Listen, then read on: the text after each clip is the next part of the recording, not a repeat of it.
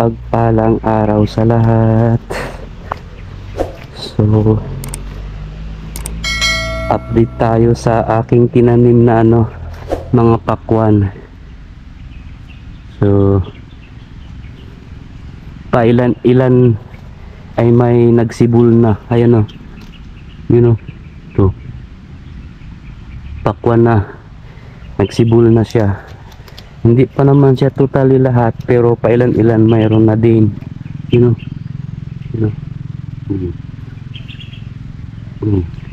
Pakwan. Ito pa. So, hindi pa naman siya lahat, pero pailan-ilan mayroon na rin. May nagsibol na.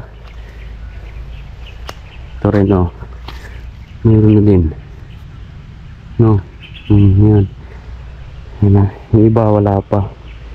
Pero at least yung iba nakikita na. Kita. Tapos dito wala pa din. Wala pa. Doon lang banda kung mayroon na. Ating kalabasa malalaki na. Malalaki na yung mga kalabasa.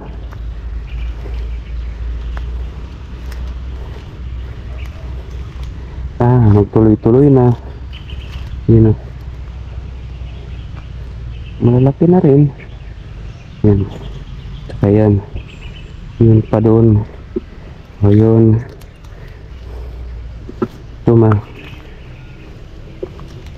Ang taas na din Yun ito. Yan. Marami na rin to. Alam ko nasa ba to, ilang piraso tong kalabasa ko. 1, 2, 3, 4, 5, 6, 7, 8, 9, 10, 11, 12 pala to. 12 puno ng kalabasa. Tapos dito naglagay din ako rito, hindi pa siya nagsibol. Wala pa. So dinagdag ko lang kasi ito. Ayan, mga kalabasa. Ayan, yung pakwan okay na, mayroon na rin kahit papano. Kalabasa malalaki na, pero yung bagong tanim ko ditong kalabasa wala pa. Saka yung mga okra natin dito, katatanim ko pa lang naman to. Mga ilang araw pa makikita na rin yan. Hindi ko lang siya nilagyan ng mga yung palatandaan. Kasi ako lang naman ang maakyat dito, tinitingin. Ito kasi kailangan ko na itong matanggal itong mga damo. Ito para pagtanim ko ng hindi siya. Sana may seedling na nga. Kailangan ko rin ng mga siguro ako ng mga kahoy para pag gagapangan nila na rin. Kailangan ko pa rin kasi ng mga seedling pa. Yung natin patula. Yan, malaki na rin patula. Kaya dito ko na siya nilagay malapit sa puno, itong kahoy na to, para pag medyo mataas na to, pagapong ko na lang dito, tapos gawan ko na lang panulayan dito, tapos dugtong ko na lang dito rin. Kasi gagawa na ako dyan ng panulayan nila, iba-ibahay nila. Ayan. Magdadagdag pa tayo ng panulayan nila. Yan guys, buhay na. Hiningi ko lang to kay Manang ng isang araw. Ayun. Yun. Ito pa. Ayun dito wala pa. Yan wala pa. Yan. Pasensya na sa boses natin guys. Parang iba. Kasi galing pa tayo sa hindi magandang pakiramdam ng katawan. Hanggang ngayon hindi pa nawawala yung sakit ng ulo ko.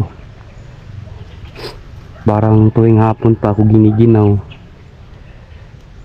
Kaya kailangan ko lang ma-update din tong mga taniman ko. Kasi sayang, nasasayangan ako sa araw na wala akong ginagawa dito sa taniman. Sayangan ako. Sabi ko nga, bawat oras na lumilipas sa akin ay napakahalaga.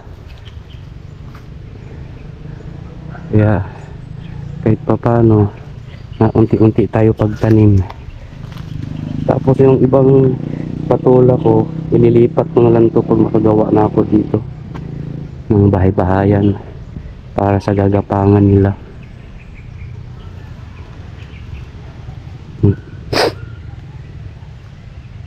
Sana makaano na ako ng patula.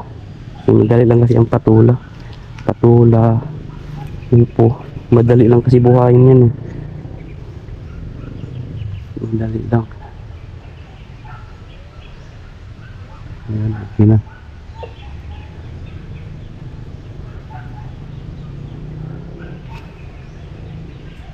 Ayan.